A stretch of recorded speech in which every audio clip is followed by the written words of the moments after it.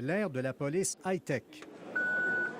Elle est active notamment dans les Émirats arabes unis. Une firme québécoise se concentre exclusivement à intégrer dans l'habitacle, en vertu de critères de sécurité et d'ergonomie, tout l'attirail électronique et informatique maintenant nécessaire dans une autopatrouille. Ça permet de simplifier la vie des policiers. Par contre, le nouveau modèle, c'est vraiment le Taser T7.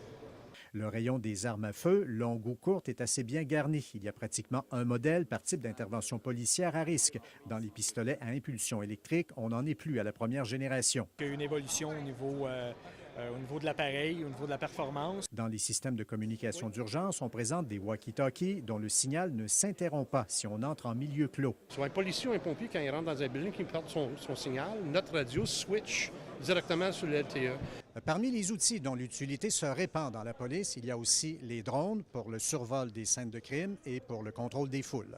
La police de Trois-Rivières, qui en a toujours un dans l'emballage depuis 5 ans, va finalement le revendre sans s'en être servi. La réglementation pour le faire voler est trop contraignante. En revanche, le service trifluvien finit d'inventorier toutes les caméras de surveillance extérieure sur son territoire.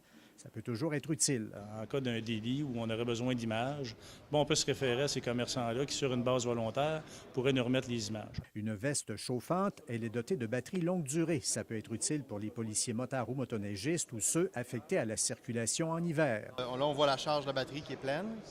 Puis si on tient le bouton, là, on contrôle la température. On n'arrête pas le progrès dans l'équipement des services d'urgence. Louis Cloutier, TVA Nouvelle, Trois-Rivières.